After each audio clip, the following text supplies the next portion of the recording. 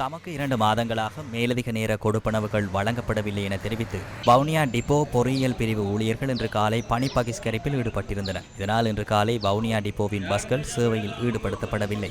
இந்த நிலையில் தேசிய மக்கள் சக்தியின் வன்னி மாவட்ட பாராளுமன்ற உறுப்பினர் மானா ஜெகதீஸ்வரன் பணி பகிஷ்கரிப்பில் ஈடுபட்ட ஊழியர்கள் மற்றும் அதிகாரிகளுடன் கலந்துரையாடலில் ஈடுபட்டதுடன் அவர்களுக்கான மேலதிக நேர கொடுப்பனவை விரைவாக வழங்குவதாக உறுதியளித்தார். இது தொடர்பில் துறைசார் ஊழியர்களுடன் அடுத்த வாரம் கலந்துரையாடுவதாகவும் அவர் தெரிவித்தார்.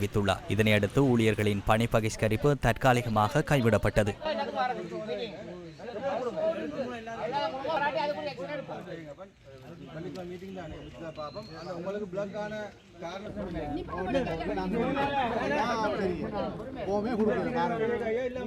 இங்கே சில பிரச்சனைகள் ஊழியர்கள் மத்தியிலே காணப்பட்டன. உண்மையிலே அதில் நியாயமான பிரச்சனைகள் அங்கு காணப்படுகின்றன.